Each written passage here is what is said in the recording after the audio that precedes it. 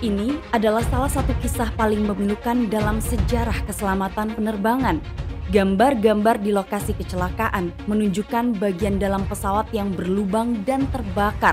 Gambar-gambar itu juga seolah menjadi saksi dan menceritakan kengerian yang menimpa pesawat. Penerbangan Saudia 163 adalah salah satu bencana udara terburuk yang pernah tercatat.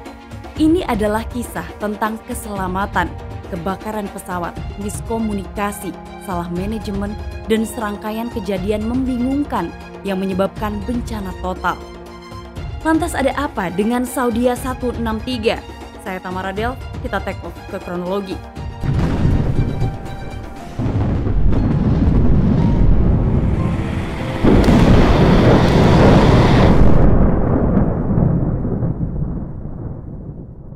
Hari itu adalah tanggal 19 Agustus tahun 1980 dan merupakan malam yang panas di Arab Saudi. Saat itu sekitar pukul 9:20 malam di Bandara Udara Internasional King Khalid, Arab Saudi. Penerbangan Saudia 163 berasal dari Karachi, Pakistan dan terjadwal akan singgah di Riyadh. Pesawat tersebut terbang dengan normal dan mendarat di Riyadh. Lalu pesawat seharusnya melanjutkan penerbangan menuju ke Jeddah. Hari itu Saudia 163 sedang menggunakan pesawat Lockheed TriStar L1011, pesawat wide body jarak jauh yang dirancang untuk perjalanan jauh dan membawa ratusan penumpang. Dan hari itu ada 287 penumpang dan 14 orang kru di dalam pesawat yang akan terbang ke Jeddah. Setelah segala persiapan dilakukan, akhirnya Saudia 163 mendapat izin untuk lepas landas. Pesawatnya mengudara dengan normal. Pesawat itu mengudara dan mendaki hingga ke ketinggian 35.000 kaki. Beberapa menit kemudian, pesawat tiba-tiba saja memiliki kondisi darurat dan beberapa penumpang mulai kesulitan bernafas akibat asap. Asap adalah indikasi awal terjadinya kebakaran di pesawat. Pilot melaporkan kejadian itu ke menara pengontrol lalu lintas udara. Penumpang kemungkinan besar panik, beranjak dari kursinya, saling dorong dan saling pukul. Karena Saudia 163 sedang mengalami kondisi darurat, benar-benar kritis, maka pesawat harus segera mendarat. Penerbangan Saudia 163 saat itu berjarak kurang dari 4 menit menuju ke Bandara Riyadh. Terdengar pengumuman diberikan oleh kru kabin yang menyampaikan, "Tuan dan Nyonya, silahkan tetap di tempat duduk Anda," menandakan sesuatu yang darurat sedang terjadi dan pesawat sedang berusaha untuk mendarat. Tim darurat sudah bersiap di landasan pacu. Pilot melapor pada ATC. Saudia 163 berada dalam jarak 10 mil dari landasan pacu. Saat itu pilot Saudia meminta izin untuk mendarat kepada ATC dan ATC segera memberikan izin untuk pendaratan. Pilot juga memastikan kesiapan layanan pemadam kebakaran di landasan pacu. Asap di dalam kabin semakin tebal dan pramugari berusaha untuk menenangkan semua penumpang yang ada di dalam penerbangan itu. Saudia 163 telah terbakar selama setidaknya 17 menit. Api di dalam kabin dapat menyambar dengan sangat cepat dan sulit dipadamkan. Pesawat Lockheed L1011 mendarat 16 menit setelah kru pertama kali melaporkan kebakaran. Menara pengawas lalu lintas udara meminta konfirmasi apakah ada api di ekor pesawat. Lalu tim pemadam kebakaran di darat memeriksa dan memastikan tidak ada api di ekor pesawat. ATC memberitahu pilot mengenai situasi tersebut. Pemandangan berikutnya yang terlihat adalah setelah pesawat itu touchdown di landasan pacu, pesawat tidak berhenti. Justru pesawat itu terlihat terus meluncur di runway dan berbelok menuju ke taxiway. Lalu beberapa saat setelahnya barulah pesawat itu berhenti. Nah, setelah pesawat itu berhenti total, secara teori seharusnya penumpang bisa dievakuasi dalam waktu kurang dari 90 detik. Dan ATC bertanya kepada pilot, "Saudia 163, apakah Anda ingin melanjutkan ke landasan atau Anda ingin mematikan mesin dan berhenti di sana?" Ketika itu pilot Saudia merespon dengan mengatakan kepada ATC, "Kami akan mematikan mesin sekarang dan melakukan evakuasi." Jadi di titik itu ATC yakin pilot akan segera melakukan evakuasi kepada penumpang. Karena ketika ada kebakaran di kabin, maka oksigen yang tersedia akan habis dengan sangat cepat. Penumpang tidak akan bisa lagi bernafas. Mereka akan kewalahan dengan asap dan uap. Dan kru pesawat harus membuka pintu dan mengeluarkan semua orang dari pesawat secepatnya. Beberapa saat setelah pesan yang disampaikan pilot kepada ATC, pintu pesawat masih tetap tertutup dan mesin pesawat masih menyala. Lalu seorang petugas layanan kedaruratan melaporkan kepada ATC. Ia melihat adanya api di bagian ekor pesawat. Maka kemudian ia juga berteriak dan mengatakan kepada ATC saatnya untuk mematikan mesin. ATC yang mendengar informasi itu dari petugas layanan kedaruratan mulai panik dan segera memerintahkan pilot Saudi segera mematikan mesin dan melakukan evakuasi. ATC juga meminta petugas pemadam kebakaran untuk sesegera mungkin memadamkan api yang berkobar. Tapi jawaban dari petugas itu adalah kami tidak dapat mendekati pesawat dengan mesin yang masih menyala. Dengan mesin pada kecepatan idle saja, mesin masih bisa menyedot orang ke dalamnya. Sehingga pada saat itu tidak ada yang bisa mendekat ke arah pesawat. ATC terus mencoba untuk menghubungi pilot Saudi agar pilot mematikan mesin dan merespon. Tapi ternyata tidak ada respon apapun dari pilot Saudi 163. Tidak ada transmisi radio yang masuk ke ATC dan tidak ada juga tanggapan dari ruang kokpit.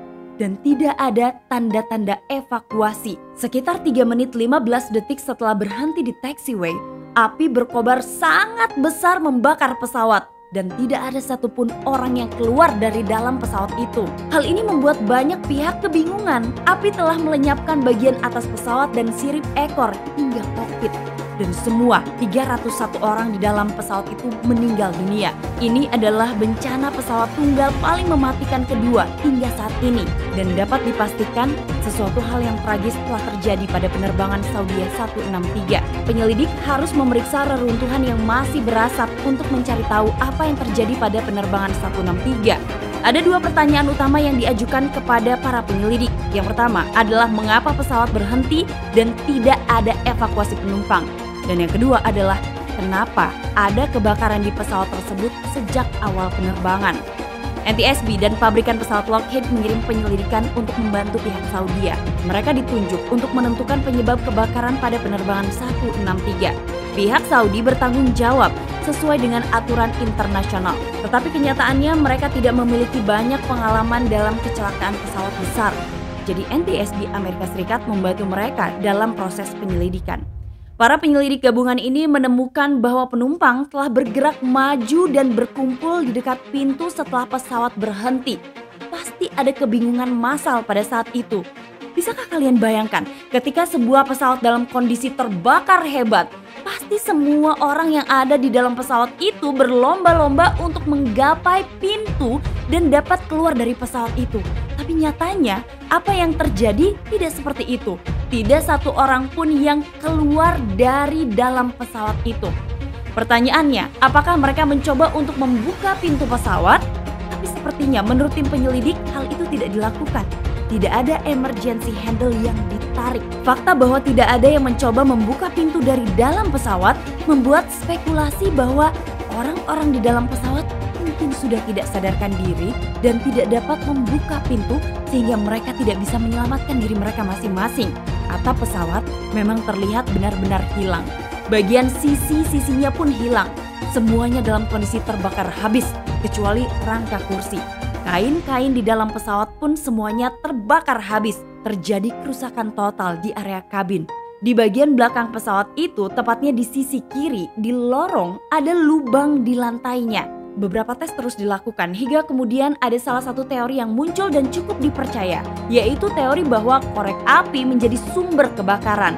Diyakini penumpang pada penerbangan khusus itu kemungkinan besar membawa korek api dalam bagasi mereka. Banyak penumpang di pesawat ini adalah orang-orang yang akan melaksanakan ibadah haji. Nah, sedikit informasi, haji di tahun 1980 dilaksanakan pada bulan Oktober. Tapi seperti yang kita ketahui, di sekitar tahun 1980-an biasanya orang-orang yang akan pergi naik haji, mereka akan datang jauh-jauh hari sebelum ibadah haji itu berlangsung. Nah, salah satu sumber menyebutkan biasanya orang-orang yang akan naik haji ini mereka akan membawa kompor untuk memasak saat mereka berkemah. Mereka juga akan membawa korek api untuk menyalakan kompor di sana. Nah, kalaupun memang korek api menjadi sumber kebakaran di dalam pesawat tersebut, Yang jelas, bukti itu akan hancur dalam kebakaran. Dalam kasus penerbangan 163, jelas ada sesuatu dalam sistem pemadam api di pesawat yang tidak berfungsi sehingga api terus menyala.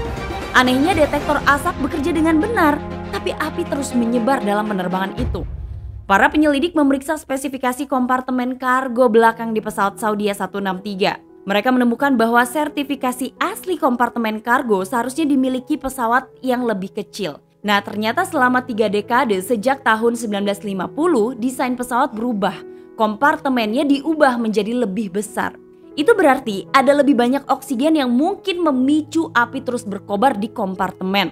Ternyata kompartemennya terus diperbesar tapi tidak ada modifikasi pada sistem pemadaman api di kompartemen.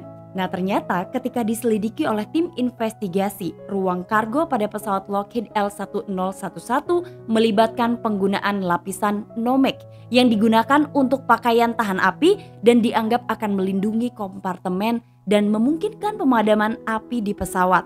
Tim investigasi kemudian melakukan serangkaian tes. Saat terjadinya kebakaran, api diduga menembus lapisan dalam kompartemen dan dalam waktu sekitar 2 menit 59 detik, api menjadi tidak terkendali. Nomex telah gagal total dan membuat api menyebar jauh lebih cepat. Api menyebar ke dinding samping dan langit-langit serta mulai merusak kompartemen pesawat. Pada saat yang sama, asap memenuhi kompartemen kargo dan merembes melalui ventilasi udara ke dalam kabin penumpang. Akhirnya, api menembus lantai kabin. Satu pertanyaan terjawab mengenai kenapa pesawat itu bisa terbakar. Lalu pertanyaan mengenai kenapa pilot tidak menghentikan pesawat dan mematikan mesin lebih cepat yang akan mencegah api menyebar ke seluruh pesawat. Para penyelidik beralih ke pengendali lalu lintas udara untuk detail lebih lanjut. Saat itu petugas ATC menyatakan 12 menit setelah penerbangan kru melaporkan kebakaran di kabin dan meminta untuk kembali. Komunikasi nampak normal, bahkan komunikasi ini masih tetap normal sampai pesawatnya berhenti di taxiway. Pesawat hanya diam di taxiway dengan mesin menyala selama 3 menit, baru kemudian pilot akhirnya mematikan mesin pesawat. Masih belum jelas kenapa mesin tidak dimatikan lebih cepat atau kenapa pesawat tidak langsung berhenti di landasan pacu setelah pesawat itu touchdown. Tidak ada masalah dengan sistem pesawat. Semuanya menjadi semakin membingungkan bagi tim investigasi. Ada kebakaran, tapi mengapa mereka membiarkan pesawat meluncur hingga ke ujung landasan pacu dan kemudian berputar menuju ke taxiway. Kemudian pilot membutuhkan waktu lebih dari 3 menit untuk mematikan mesin pesawat dan tidak melakukan evakuasi. Tidak pilot, tidak juga kru kabinnya. Para penyelidik mendengarkan bagaimana kru Saudi 163 menangani kebakaran di pesawat. 7 menit setelah lepas landas, pendeteksi asap di ruang kargo menyala. Pilot mendapat 2 peringatan asap, tapi butuh waktu 4 menit 21 detik untuk pilot bereaksi. Dan kemudian ada penundaan selama 5 menit 30 detik sebelum mereka memutuskan untuk kembali ke Bandara Riyadh. Nah, di penjelasan aku berikutnya, kalian yang saat ini lagi nonton harus benar-benar fokus. Karena mungkin perasaan kalian akan berubah. Ada kesal, ada juga gemes sama perilaku dan tindakan yang akan dilakukan oleh pilot. Kalian siap? Flight engineer diketahui keluar dari kokpit untuk memeriksa kompartemen kargo pada saat adanya bunyi peringatan di ruang kokpit. Kapten bertanya, dan pada saat itu kedengarannya pertanyaan dari kapten ini skeptis. Ia bertanya pada flight engineer apakah di sana ada asap, dan flight engineer menjawab iya setelah ia kembali masuk ke ruang kokpit. Lalu apakah prosedur yang harus dilakukan dalam daftar checklist? Pertanyaan kapten berikutnya. Nah, di titik inilah pilot dianggap membuang waktu karena nyatanya flight engineer mengalami kebingungan. Ia tidak melakukan hal yang tepat. Ia tidak bisa membedakan mana daftar checklist untuk keadaan abnormal dan mana daftar checklist untuk kondisi darurat yang perlu segera dilakukan. Dengan kata lain, pada saat itu ia hanya membuka-buka daftar checklistnya untuk dapat melihat apa kira-kira tindakan yang harus dilakukan oleh kru penerbangan pada saat itu. Padahal api sudah mulai muncul dari bagian belakang pesawat itu. Dan ternyata jawaban dari flight engineer adalah tidak ada yang bisa dilakukan menurut daftar checklist. Wow, ini adalah hal yang mengejutkan bagi tim investigasi. Kemudian, flight engineer kembali bertanya kepada kapten, haruskah saya kembali lagi ke sana Dengan kata lain, ia akan keluar lagi dari ruang kokpit. Kemudian flight engineer kembali lagi bertanya kepada kapten, apakah saya harus keluar lagi dari ruang kokpit untuk menuju ke kabin penumpang? Agar ia bisa mencium sesuatu, mungkinkah ada sesuatu yang terbakar di kabin penumpang? Dan pada saat itu kapten hanya menjawab, oke, tentu. Flight engineer saat itu keluar dari ruang kokpit dan beberapa saat kemudian ia kembali lagi ke kokpit. Dan pada saat itu ia kemudian mengatakan sepertinya ada asap di dalam kabin penumpang. Dan setelah itu ia bertanya lagi kepada kapten, apakah saya harus kembali lagi ke kabin penumpang untuk memastikan apakah ada api? Dan saat itu kapten lagi-lagi menjawab, oke, tentu. Flight engineer kembali lagi meninggalkan ruang kokpit. Berkali-kali flight engineer itu bolak-balik sampai-sampai ia telah memakan waktu yang cukup lama hanya untuk memastikan apakah ada kebakaran atau tidak di dalam pesawat itu. 40 detik kemudian, flight engineer kembali masuk lagi ke kokpit dan mengatakan ada api di bagian belakang pesawat. Sepertinya kita harus kembali. Kapten saat itu terdengar agak terkejut mengetahui adanya kebakaran di kabin penumpang.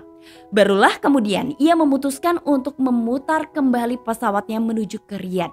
Sudah 5,5 menit sejak alarm pertama berbunyi. Kemudian pada saat itulah flight engineer menawarkan kepada kapten apakah kapten akan menyatakan keadaan darurat mengenai penerbangannya.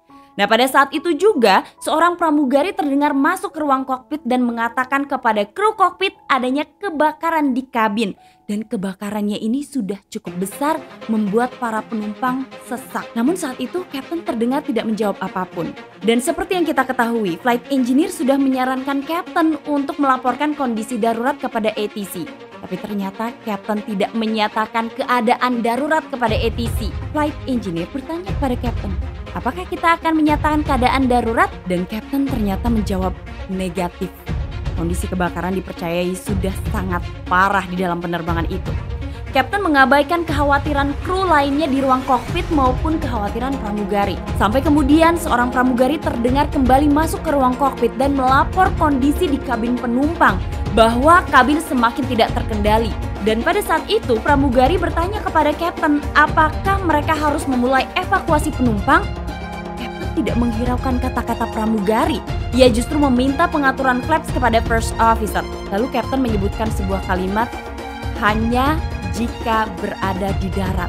Situasi pada saat itu sudah semakin kritis, pramugari sudah bolak-balik, kemudian flight engineer sudah mengingatkan kapten untuk melapor kondisi darurat, tapi kapten sesantai itu. Ia bahkan tidak memberikan solusi untuk kru kokpit maupun kepada pramugari. Sulit dibayangkan apa yang terjadi di kabin penumpang, di mana asap sudah memenuhi kabin, kemudian terjadi kebakaran dan mereka tidak bisa menyelamatkan diri mereka. Pesawat masih ada di udara. Mungkin kalian bertanya-tanya, kenapa first officer sore tidak terdengar? Ternyata memang tidak banyak yang dilakukan first officer. Dia tidak pernah sekalipun menentang kaptennya. First officer diam dan pasif. Para penyelidik menemukan pola yang mengganggu dalam situasi yang semakin memburuk. Kapten berulang kali terdengar meremehkan situasi terus-menerus. Ia terdengar mengatakan, ini bukan masalah, ini bukanlah masalah. Dan terus berulang kali. Diketahui 1 menit setelah flight engineer melaporkan kondisi kebakaran di kabin, kapten memintanya untuk melakukan pemeriksaan lain. Kali ini justru ia kembali dengan penilaian yang berbeda. Setelah ia mengatakan ia mencium asap, ia melihat asap, ia melihat kebakaran, kali ini ia datang dengan informasi yang berbeda dengan mengatakan ini ada asap di belakang atau di bagian kabin penumpang. Saat pesawat mendekati landasan pacu, kapten meminta flight engineer untuk mengatakan kepada pramugari agar tidak melakukan evakuasi. Padahal di titik itu, api sudah sangat parah membakar bagian belakang pesawat. Sehingga diduga saat itu api juga sudah membakar kabel listrik yang terhubung ke CVR, tepat sebelum pesawatnya mendarat. Api mulai menghancurkan kabel yang memberi daya pada perekam suara kokpit. Sehingga kemudian rekaman tidak lagi terdengar. Kapten membuang-buang waktu 5 menit untuk memutuskan berbalik ke bandara. Dia tidak menyatakan kondisi darurat meskipun dia telah diberikan informasi mengenai kebakaran di kabin penumpang. Ia gagal mengevakuasi semua orang dan pilot lain tidak melakukan apa-apa untuk mengubah pemikiran kapten. Pesawat touchdown dan terus meluncur. dikejar oleh layanan kedaruratan pun pesawat itu tidak berhenti di landasan pacu. Pesawat malah bermanuver menuju taxiway.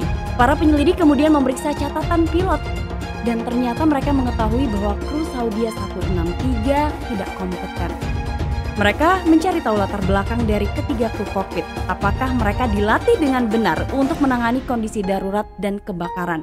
First officer, beliau termasuk pria yang tidak cukup mengetahui tentang pesawat.